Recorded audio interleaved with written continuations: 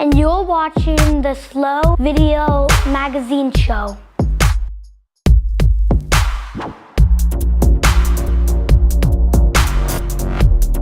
Hi, Kristie Carter with Carter & Company Real Estate and the new SLO Video Magazine. We just caught up with the director of the SLO International Film Festival, and we happen to be standing at a historic movie theater in downtown San Luis Obispo. It happens to be the first movie theater in the United States run on solar power alone. Hi, Wendy. Hi, I'm Wendy Edson. I'm the festival director of the San Luis Obispo International Film Festival, also known as SLO Film Fest. It's happening next March 13th to the 18th, 2018. The film festival is definitely a passion project for me. This is my 13th year doing it, it started actually 24 years ago, and I was not the original founder, but there was a board of people that were, including Mary Harris and Jim D, who owns the Palm Theater. So the Palm Theater has been involved ever since it began in 1993 or 94. I got involved 12 years ago as the artistic director, and the following year I just took over as the festival director. So it's been 12 fun and exciting and challenging years, but it has been growing a lot. An exciting thing to me is that the community has really started to appreciate what an amazing event this is to have in our community, and that's what keeps it exciting for me. We've really tried to make it a downtown San Luis Obispo festival just for the ease of people being able to walk from venue to venue. And what's happening now as we get more successful is that people aren't getting into what they might want to see.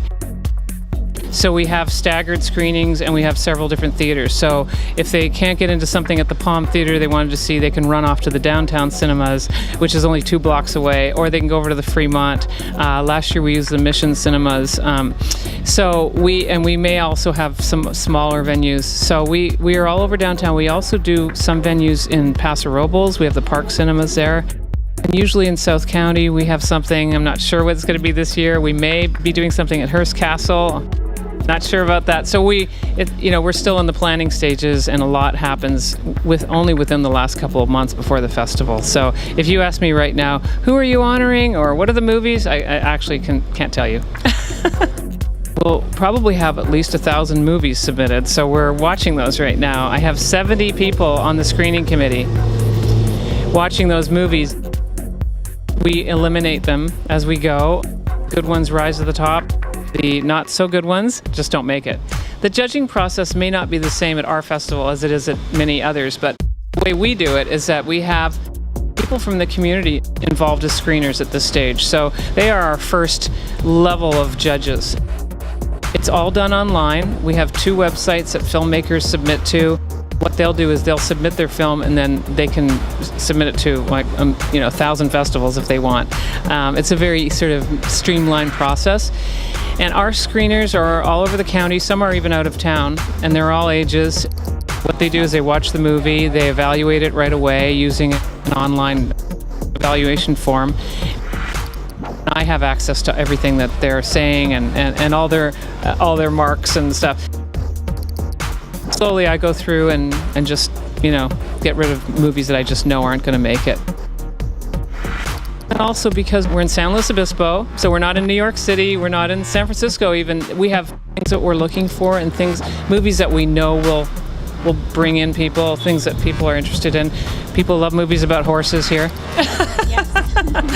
But also about important issues too, people love movies about Buddhism, food, wine, certain things that I just know are going to be interesting to people, and if they're a good movie, then they usually get selected.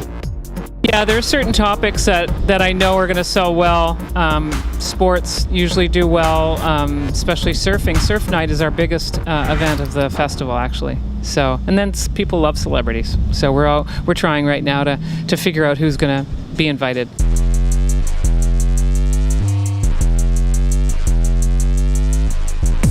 Well, last year we had a great night with Josh Brolin. It was really extra fun to honor because he's local. He grew up in Templeton, and he was so excited to be honored in his own county. So he was great. And Jeff Bridges came to present the award to him. And Margaret was here the year before. We've had a variety of people. Some have been directors. Norman Jewison One of my favorites that we've had, Peter Fonda. There's just been a whole lot of people and really wonderful guests. We try to pick people who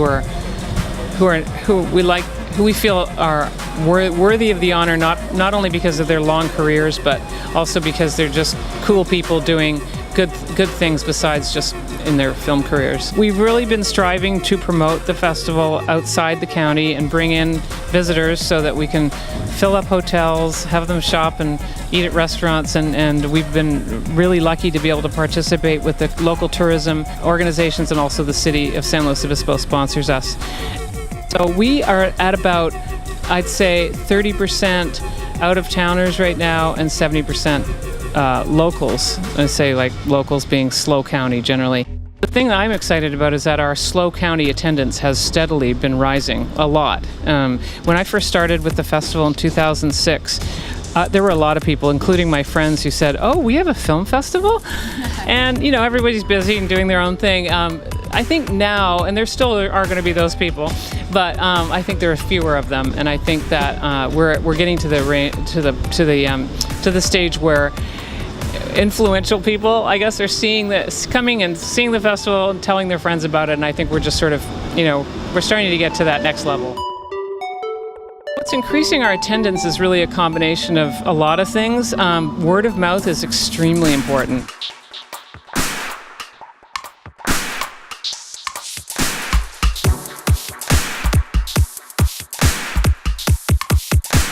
People are hesitant sometimes to get off their couches and go and take a chance on something that they've never heard of.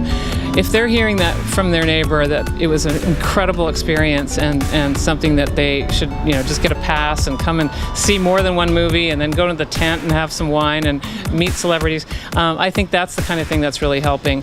Also, we do a lot of advertising and social media is really important. The Palm Theater has existed on the regulars that just come every week, and there's always going to be something that they want to see, and it's just getting out of the house and going on a date or just going with your friend and seeing a movie, and that's why our festival is also popular with a lot of people. Some people tell me they just can't wait for the next festival. Like, they start planning months and months in advance, and then when the schedule comes out, they sit down and they carefully circle what they're going to see, and it's an experience that it's fun to see people embrace. The dates are March 13th to the 18th next year, and we put our schedule out generally right around Valentine's Day, so usually about a month ahead, and that goes on our website. And we also have a booklet, a festival guide that gets printed and has everything in it too. And we are selling passes online now at slofilmfest.org. So we sell our festival passes now. We actually have an early bird special until the end of the year. And then we also do a couple of special events, which we are doing. We're doing a fall event at the Performing Arts Center very soon. So that helps us, gather a little money for the festival. Yeah.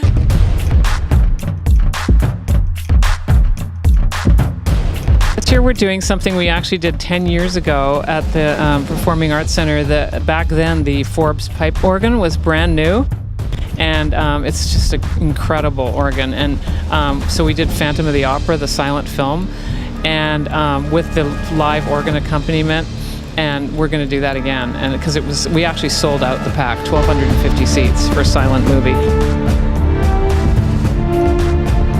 This year we have 2 singers coming to sing a couple of the songs from the musical, which has been the longest running Broadway show in history, Phantom of the Opera. So Anthony Crivello and Alba Franco Cancel are going to sing a couple of songs, and then we're going to show the movie with live organs. So that's an important fundraiser for us to help us build up our funds for the festival. Sponsorships are incredibly important to making the festival happen. Ticket sales only account for about half our income, so we sell films. You can sponsor a film, and that's what people do, and they love it. And there's people that have been doing it for year after year after year.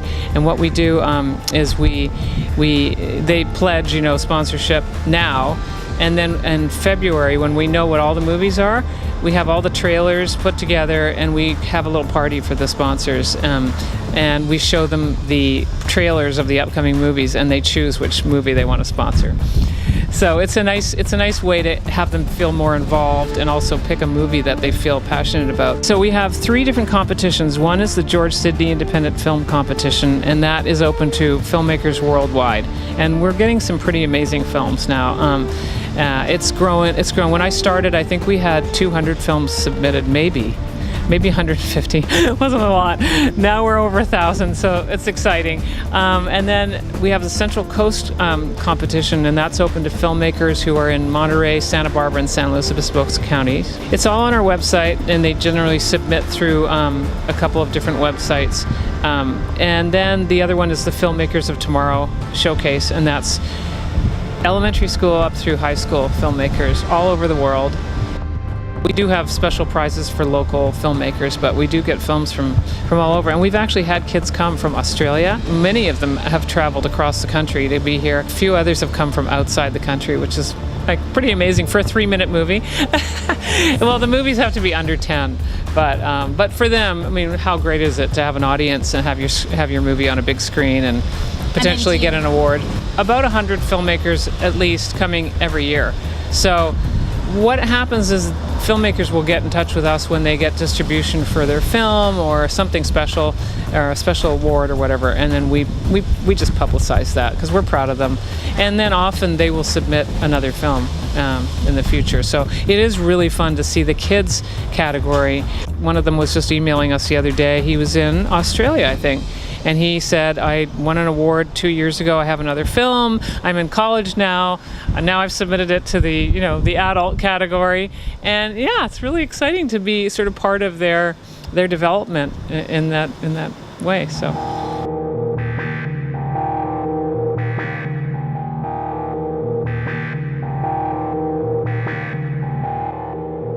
And we're standing in front of one of the founding members' theaters. It's the Palm Theater, and it's the home of the film festival and has been for the last 23 years. So known for independent film and also the first solar-powered theater in the country.